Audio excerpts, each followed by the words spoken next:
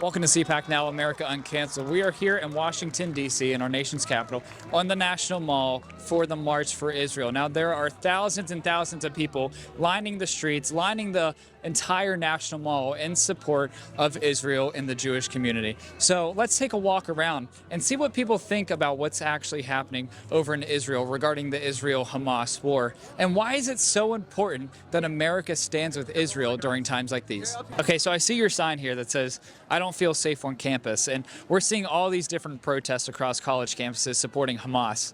What is your take on that?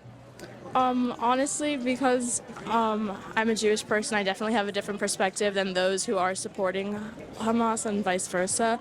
But I go to a school that is predominantly pro-Palestine. I go to GW, and there have been many protests that have been against just the hostage situation in general, taking down the posters that have been put up on our Hillel. And I find it really disturbing because hostages of any religion or people or race or ethnicity are hostages and people and just normal people belonging to families, and I feel that they should just be able to live their lives. So why is it so important that we have bipartisan support for Israel right now? Israel's one of our longest allies. I mean, they've been with us. We've been with them for years. It is really important because this is not a partisan issue. You look at the stability of the Middle East. You look at the values that they have. Take South Carolina for an example. South Carolina started as a religious freedom colony, and it's really remarkable to see the Jewish population, the Christian population, really anybody come to South Carolina, come to the United States for that religious freedom. So this is us standing with Israel is part and parcel to all of that. The protection of our values, of our religious freedom, of our freedom of speech. Israel stands with us, and we stand with Israel. Why do you think it's so important that America stands with Israel in times like this? Basically, Israel is America's best friend in the world. She's helped her so much in America's battles in the Middle East. It's about oil, it's about power, it's about American control in the world, and it's a wonderful partnership that has to be, because it seems that there's a polarization of interest, it seems, and the allies in Europe, almost a repeat of history with World War II. And America and Israel have always been an amazing alliance, and I think this misfortune now will only strengthen it. Israel needs all the help it can get. Israel was the subject of a terrible terrorist attack. It's fighting a group that has made very clear that it does not wish Israel to exist, that it wants to kill all the Jews. It's a Nazi organization in effect. They don't call it that, but that's what it is. And Israel needs the United States' help, and that means it needs both parties' help. When Republicans and Democrats stand together in this country, the whole world sees that message. It's important we stand together for our ally Israel. They've been attacked by a terrorist group who wants to annihilate them, and we need to support peace and defend our allies. And that's not a partisan issue. Right. A lot of issues down here are partisan, this one's not. Here with the roving anti-Trumpism bandwagon. That's pretty interesting. How'd you come up with this, first of all? Well, I've been doing this since Trump got the nomination in 2016, because I'm from New York, and I wanted to do what I could to save him from the rest of the country. Okay. So save him? Save the country from the rest. Okay. Country from him. So we're in this middle of this whole Israeli-Palestinian Hamas war. Yeah. How do you think Biden's handling this compared to what Trump would have?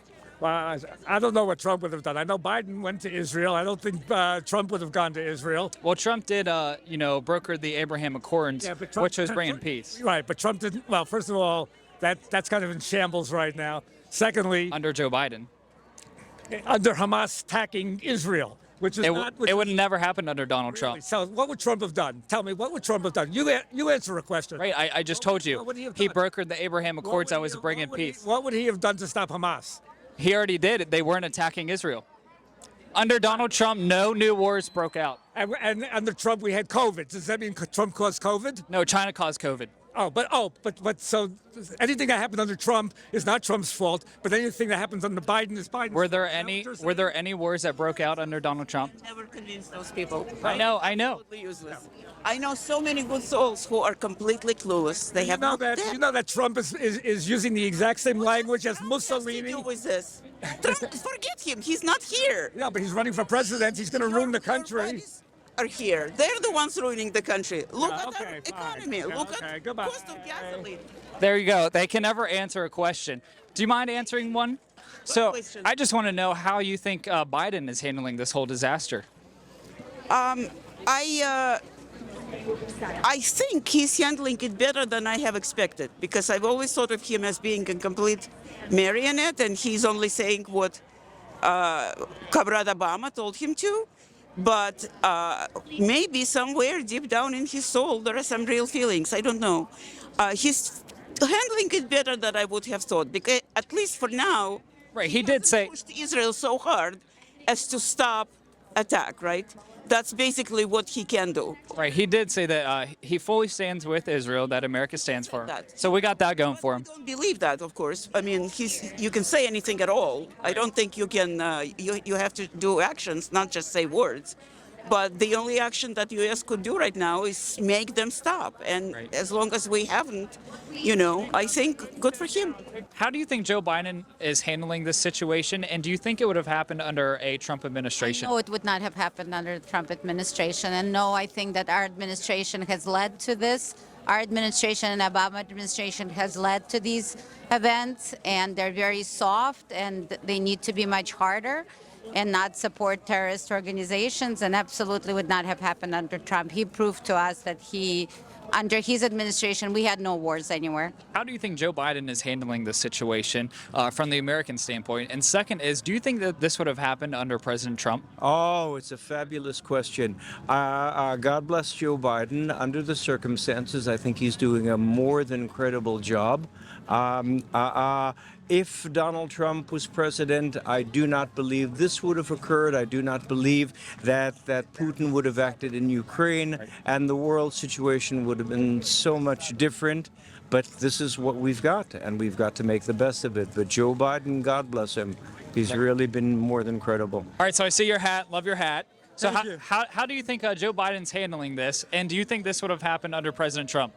I do not think this would have happened under President Trump. Trump would have ended this like that.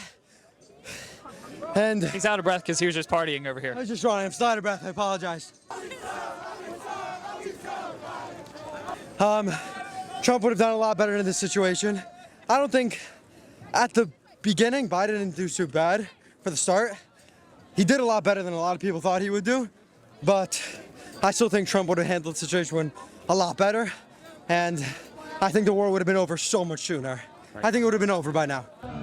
I expected there to be a little protest here, but this is not the protest I expected. We're seeing Jewish anti-Israel, anti-Zionist protests here.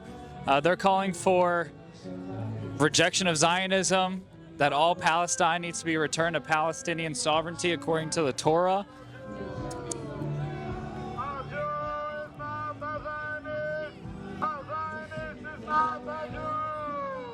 So what is your reaction to what's going on behind here? My reaction is like this: 1,200 Jews were murdered, 242 in captivity. It's disgusting for me to see the Jews would support this. All the rabbis are against them. They're putting, nobody agrees with what they're saying.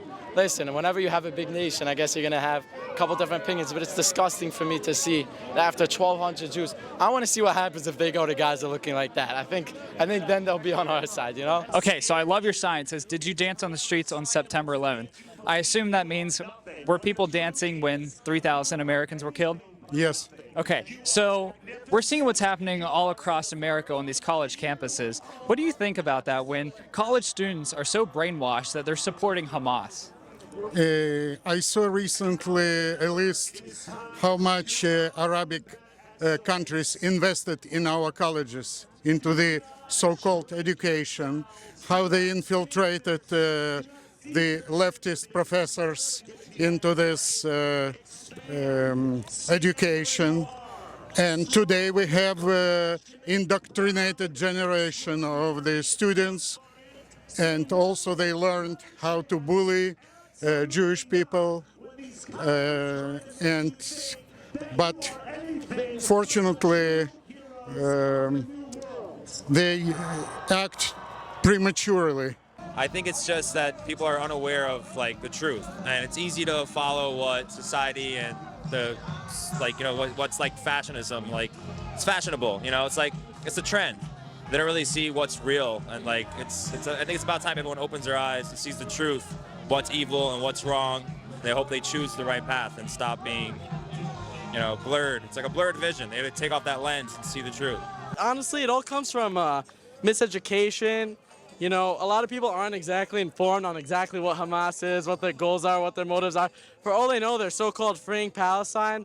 However, in my opinion, they just keep 2 million of them hostage. All right. So last question. So we're seeing all these different protests on these college campuses. What do you think about these college students supporting Hamas? I think they're misinformed, and they see this stuff on TikTok, and they don't understand what's actually going on, and they get what they see from TikTok, and they're not actually seeing the real world.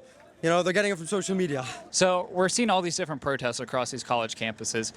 Why is it so problematic that all these students on these college campuses are supporting Hamas?